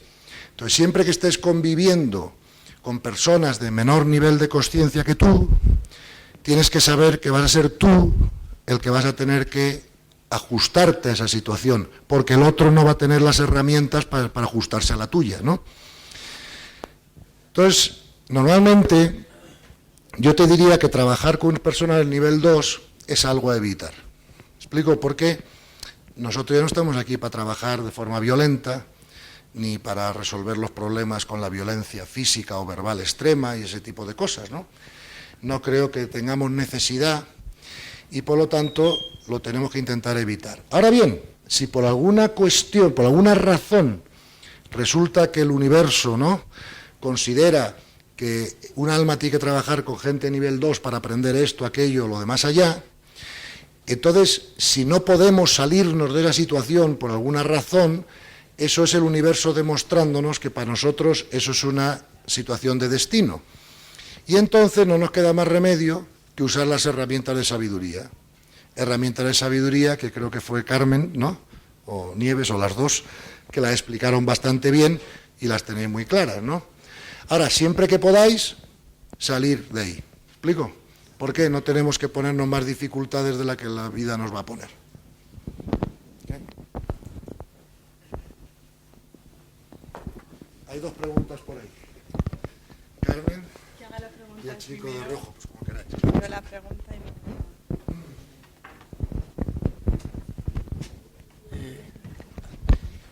Bueno, yo era dos cosillas como un poco críticas del curso, pero no en torno a críticas, pero no sé ahora cómo expresarlo. Una, por ejemplo, era de que, vale, con este curso nos hace ser más conscientes y con ello llegamos a la felicidad porque nos conocemos a nosotros mismos, nos vamos desarrollando, sabemos cómo funciona el mundo, que no tenemos que ir como de forma mecanicista haciendo un rol. Pero luego también está la otra corriente que, bueno, no es que sea otra corriente, pero como que siempre se ha dicho de que la persona ignorante vive feliz, la que desconoce realmente cómo están estas cosas.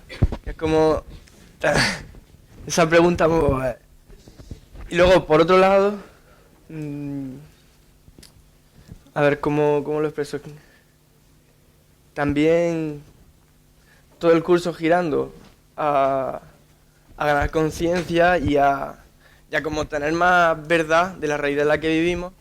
Y me viene mucho a la mente, pues, como este influyente filósofo alemán del siglo XIX, que no quiero entrar en su ideología, pero que era Marx, pero básicamente él criticaba a todos los pensadores y a todos los filósofos porque veía como todos eran capaces de describir un poco la realidad, pero ninguno se atrevía a transformarla, que es como, ¿qué hacemos?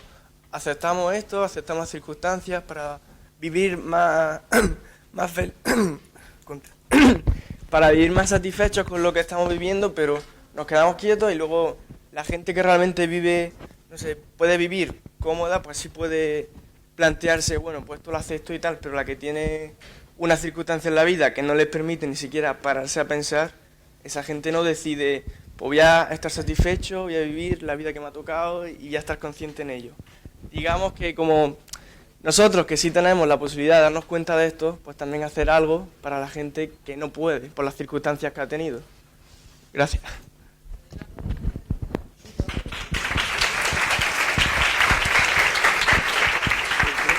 Se puede y se debe. La pregunta es muy buena, además son 3 preguntas en una, ¿vale? Vamos a intentar contestarte las 3, ¿vale? La primera pregunta tuya es: ¿por qué da la sensación que cuando una persona es, has dicho, ignorante, puede ser más feliz, ¿vale?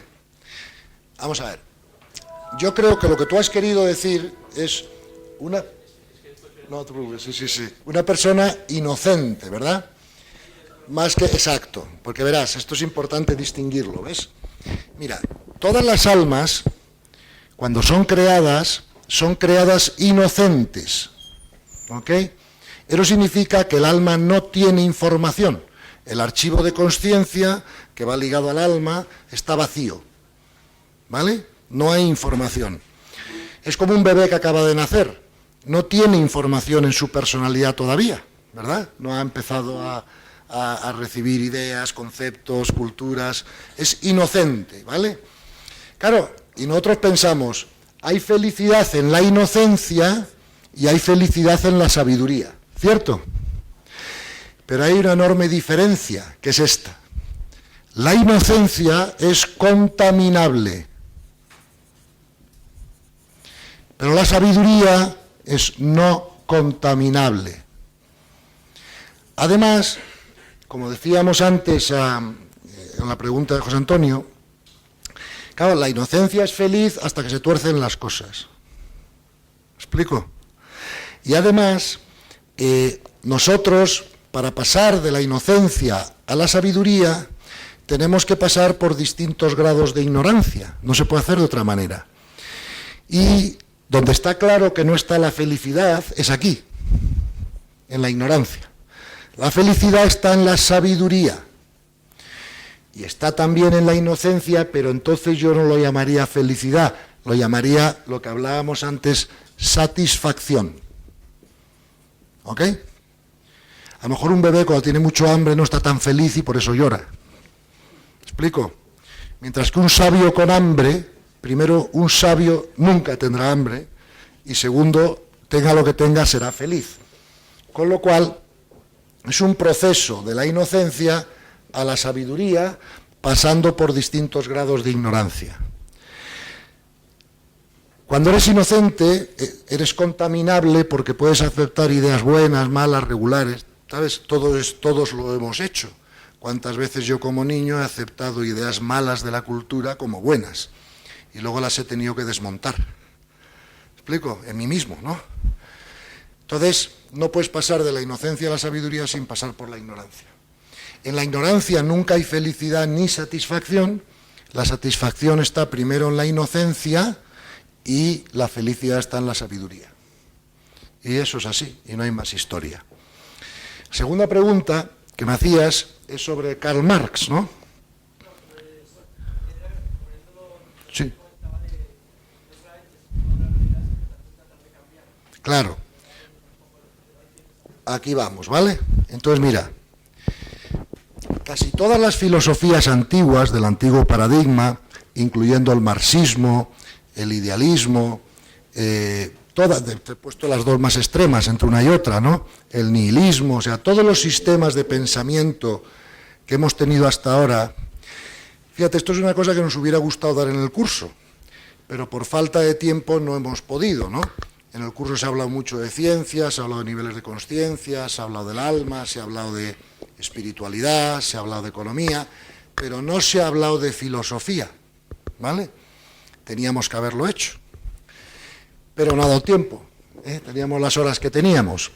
¿Por qué? Porque hemos hablado del ojo de la carne, que es la ciencia, hemos hablado de la contemplación, la conciencia cósmica, la mística y la consciencia, y hemos hablado menos del ojo intermedio, que es el ojo de la filosofía o de la razón, ¿vale? Y resulta que queremos que estos tres ojos estén viendo la misma realidad y trabajando en la misma dirección para poder tener certeza. ¿Cuál ha sido el problema de las filosofías antiguas por los que no han fallado todas, unas por un lado, otras por otro? Una cosa muy sencilla, que nos enseña ahora la filosofía integral. Esos pensamientos o esas tendientes filosóficas no han tenido en cuenta los 4 cuadrantes de la manifestación. Fíjate, todo lo que ocurre en el mundo se manifiesta en 4 cuadrantes. Aquí tienes el cuadrante de la subjetividad individual, el yo. Aquí tienes el nosotros, esto sería la cultura. Y en el cuadrante de la derecha tendrías todo lo que es objetivo. Aquí tendrías, por ejemplo, el yo objetivo, ahora te explico lo que es esto, y aquí tendrías la cultura objetivada. ¿Vale? Entonces imagínate, la medicina se ocupa de esto. La medicina, esto es el cuadrante exterior y este es el cuadrante interior, ¿vale? La medicina se ocupa de esto, de mi cuerpo externo, ¿vale? La espiritualidad, ¿vale?, se ocupa de esto, de mi individual interno. La cultura son los valores internos compartidos. Y la cultura objetivada son lo que tú ves ahí fuera, ¿no? Entonces, por ejemplo, en tiempos de los romanos no veías aeropuertos, ¿cierto? Porque esto no había producido aviones todavía. Entonces, cualquier filosofía que no tenga en cuenta los 4 cuadrantes va a fracasar antes o después, porque no está alineada con la ley. Por ejemplo, el marxismo hubiera sido perfecto si no hubiera cometido un gran error, que es que el marxismo se ocupa de esto, ¿ok? Y negó esto. Y al negar esto, te equivocas en la realidad. El idealismo se ocupó de esto, pero dejó esto fuera de juego. Y también se puede equivocar, ¿me entiendes? Entonces tú siempre que evalúes una filosofía o un sistema de pensamiento, ten en cuenta que tiene que incluir los 4 cuadrantes de la manifestación. Entonces tu pregunta es... Ya, pero he aprovechado tu pregunta para decirlo yo, porque quería dejar esto claro, ¿me entiendes?, como una idea central para vosotros cuando vayáis a evaluar pensamientos o filosofías, ¿no? Tú te estabas preocupado de hacer algo cuando hay que cambiar algo o mejorar algo ahí fuera, ¿no? ¿Y qué debemos hacer?, ¿no? Me preguntabas. Entonces, fíjate, nosotros cuando hagamos algo para mejorar algo ahí fuera, lo único que podemos hacer que funciona es ser de servicio. Esto salió en la conversación de ayer por la tarde, ¿vale?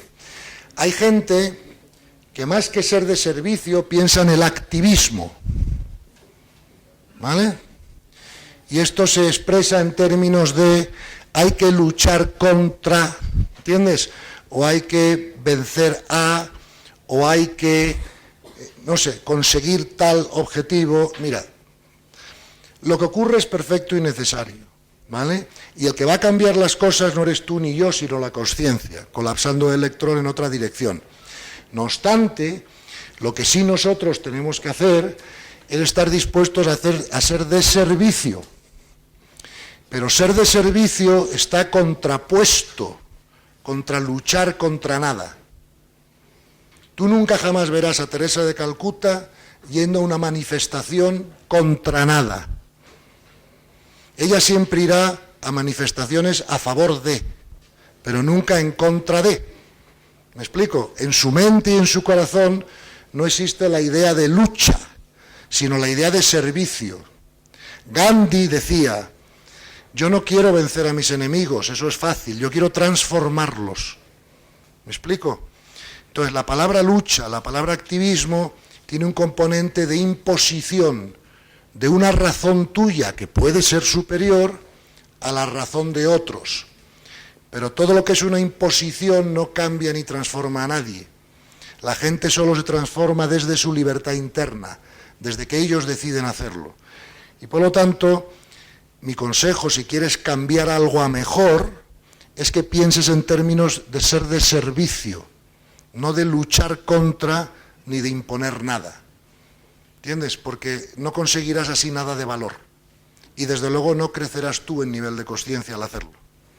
¿Vale? No sé si te he contestado, pero...